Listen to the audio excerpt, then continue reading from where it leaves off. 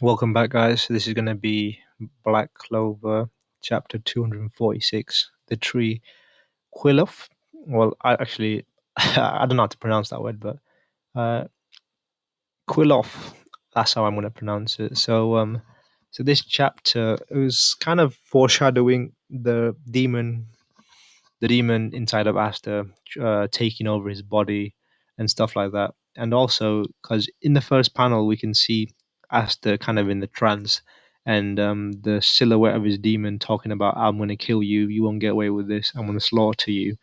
So the demon, Asta's demon's either talking about Lucifer, the king of the demons in what's his name?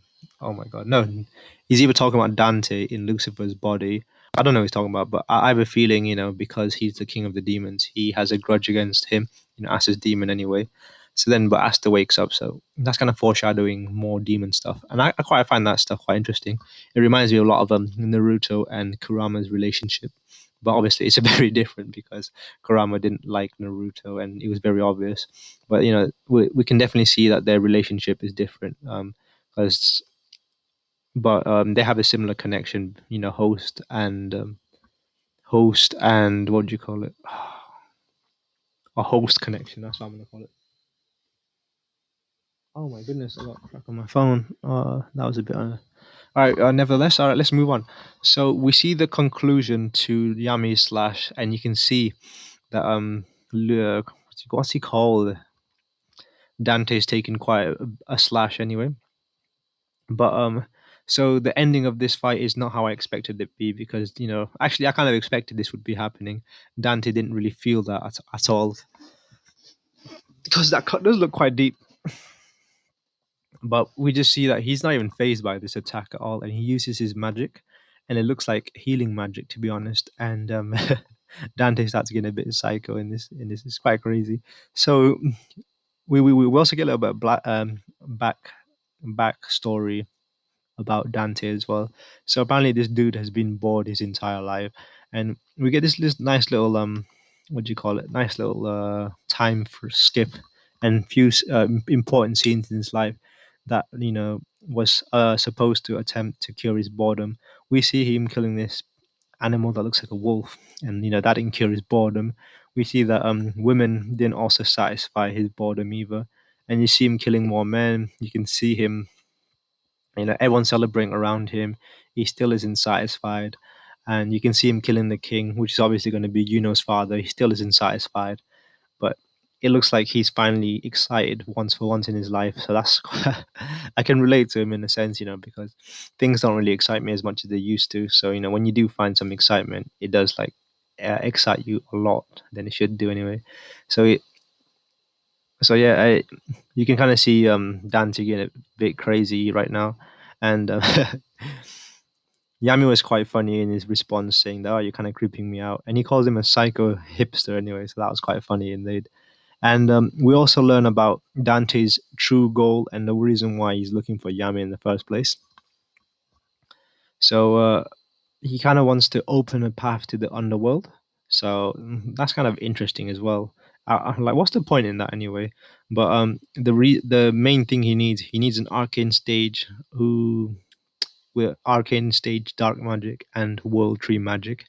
So again, that's kind of solidifies the relationship between I'm not Julius, William Vengeance and Yami, and plus those two are rivals as well. So that's kind of cool, because they're kind of polar opposites in a sense. So that's pretty cool that he needs both of them, and the fact that William Vengeance has already been beaten, so they've kind of almost got one anyway. And I kind of forgot what happens with Yuna got defeated, so they've got William Vengeance already. So they just need Yami to open the demon world. So if that's his true plan, that he wants the world crawling with dear devils everywhere, that's going to be quite crazy, because then he thinks that will satisfy his malice. But that'd be ironic if he actually managed to succeed with his plan, and he still isn't satisfied with his malice. That'd be hilarious because it would all been for naught anyway.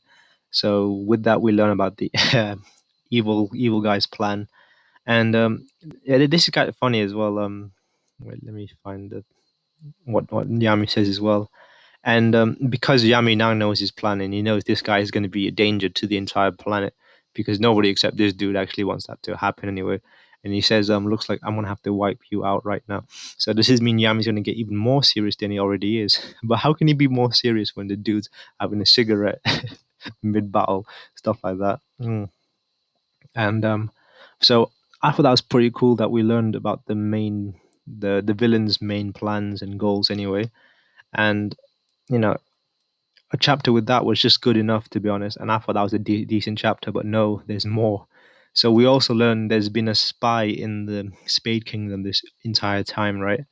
And we kind of see we don't see who it is, but we know. So we now know there's been a spy in the Spade Kingdom from the Clover Kingdom the entire time, and they have some magic, which seems like they can phase through shadow stuff. So that's quite cool, and we want to see more of that. But the most interesting thing is we learn it's a black bull. So that's quite interesting indeed. I want to know who this person could be. That is going to be quite amazing to find out, because that's pretty hype to see there's another black bull member. And it kind of seems a bit annoying that they just keep randomly introducing more Black Bull members, saying they were they were never there in the first place, stuff like that. Because how many more Black Bull members can you do that for anyway? And a reason for them not to exist, and the fact that they've never been mentioned before as well. So I reckon this should be the last time he does one of these Black Bull reveals out of nowhere. I mean, to be fair, we still don't really have a vice captain, so this person, male or female, could be the vice captain of the Black Bulls. And that'd be very cool to see indeed. But I definitely don't like this way of introducing Black Bull members, because we've already have quite an established cast of members anyway. So you just can't say that, oh, they've been gone for so long, because they need to have been referenced in the story earlier, or else it'd just be like, making it up as you go kind of stuff. So I'm a bit iffy on the whole introduction to the new Black Bull member. But nevertheless, I'm quite happy to see that we have another Black Bull member. And this is probably going to be, as I repeat, the vice captain. So that's quite interesting to see indeed. And we'll see how strong this person will be. So that was all from me. So bye.